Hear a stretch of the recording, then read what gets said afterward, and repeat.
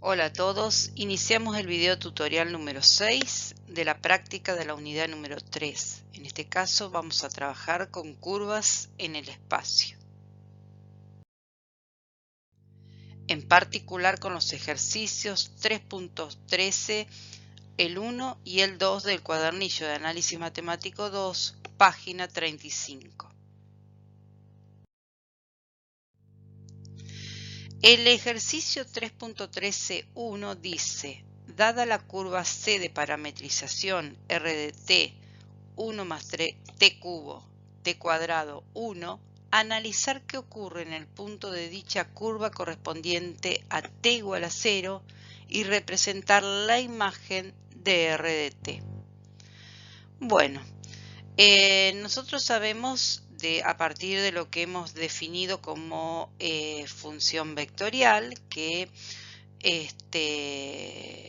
una función vectorial nos iba a su conjunto dominio iba a estar representado por una curva. Esa curva podía estar en el plano o en el espacio. Definimos lo que era curva paramétrica y en uno de los elementos de la terna que define la curva paramétrica era la ley que se llamaba, nos daba la relación que había entre los valores de t y los valores que pertenecientes al dominio de la función vectorial y los valores que se obtenían en el conjunto imagen, que eran todos puntos de esa recta que nos daba en el plano o en el espacio. Esa ley la llamábamos parametrización de la curva, que en este caso está dada por esa expresión de tres componentes, o sea que yo voy a ir obteniendo vectores posición que me van a dar puntos en el espacio y voy a obtener una curva en el espacio.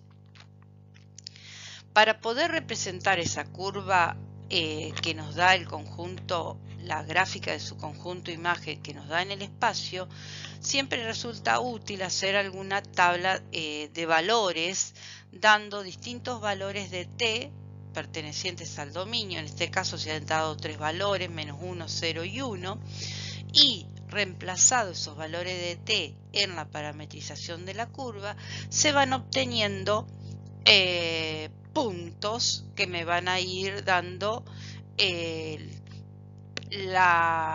nos van a poder dar una idea de cómo va a ser esa curva. Si pudiéramos tomar más puntos cercanos en ese intervalo menos 1, 0 que he considerado, es posible ver que la gráfica de ese conjunto imagen nos queda, como yo digo en clase cuando doy este ejercicio y lo hago en el pizarrón, el pajarito, esa palomita que está representado ahí.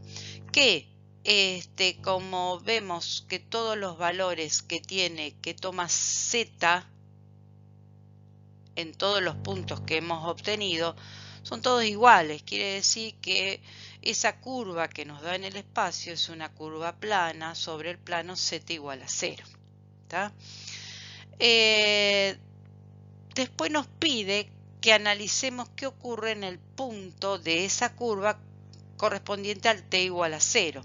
Si analizamos en la tabla de valores para t igual a 0, el punto sobre la curva es el 1, 0, 1, que es el punto que está ahí justo en la puntita de esa curva.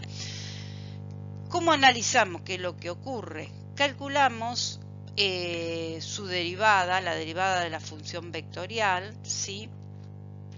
Nos queda 3t cuadrado, 2t 0, las tres componentes de esa función vectorial, y para el t igual a 0, que es el valor de t para el cual estamos analizando, que vendría a ser a ver qué ocurre en el punto 1, 0, 1, si reemplazamos por la t igual a 0, nos queda que esa derivada primera para t igual a 0 nos da el vector nulo.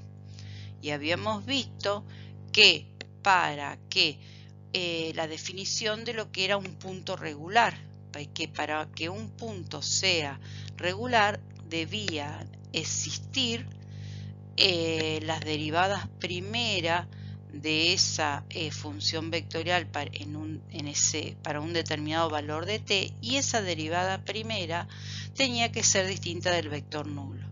En este caso, como nos da igual al vector nulo, significa que ese punto, el 1, 0, 1, es un punto no regular, que tiene cierta analogía con lo que ustedes trabajaron en análisis 1 cuando decían un punto anguloso. ¿Se acuerdan de la función valor absoluto de y igual a valor absoluto de x? Bueno, es similar a esa situación. Nos da, por lo tanto, lo que se llama curva C seccionalmente regular. ¿Por qué? Porque hay un punto que no es regular. Si seguimos analizando el ejercicio número 2, el ejercicio número 2 nos pide hallar la longitud de la baranda de una escalera, la cual describe una curva C de parametrización dada por esa ley. Nos está indicando en qué intervalo va a ser el dominio de esa función vectorial y me pide que represente el conjunto imagen de dicha función vectorial. Entonces, también esta curva C que tiene esa parametrización, si yo comienzo a analizar un poquito las componentes de la parametrización dada, vemos que la primer componente es 1,5 coseno de t y la otra es 1,5 seno de t. Si lo asocio un poco con lo visto en geometría analítica, vemos que esas podrían ser las dos ecuaciones paramétricas de x y de y, x de t e y de t, de una circunferencia de centro 0, 0 y radio 1,5. ¿Sí? ¿Se acuerdan que era r coseno de t y r seno de t, las dos parametrizaciones de una curva? Supongamos que la teníamos en el plano. Ahora se agrega a ese análisis que estoy haciendo, a esa lectura, la tercer componente.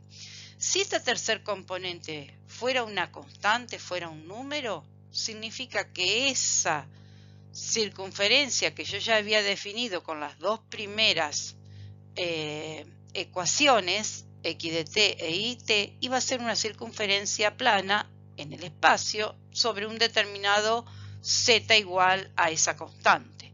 Pero en este caso, ese z, la tercer componente, la z de t, es una función que depende de t, es una función, no es constante, vale t. Quiere decir que para cada valor de t va a ir tomando distintos valores. Quiere decir que ya no me está dando una circunferencia plana, sino que es lo que ustedes ya deben haber visto, una hélice circular, que se asemeja a una baranda de una escalera. Entonces tenemos que calcular la longitud de esa baranda. Ya vimos la expresión de la longitud de un arco de curva como la integral simple entre los extremos del dominio que toma la variable t y la integral sobre el módulo de la derivada primera de esa función vectorial. Entonces, calculando la derivada primera de r de t, calculando su módulo, observamos que analizando los cálculos que se los dejo a ustedes, eso da raíz cuadrada de 3,25.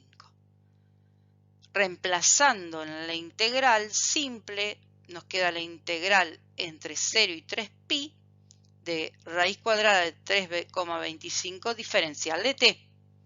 Entonces, integrando con respecto a t, nos queda la constante por t.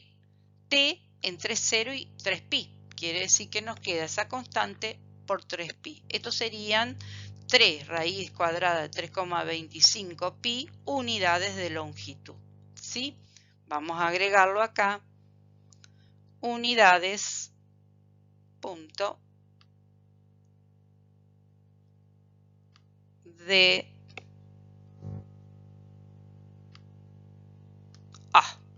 longitud. ¿Sí? Sí.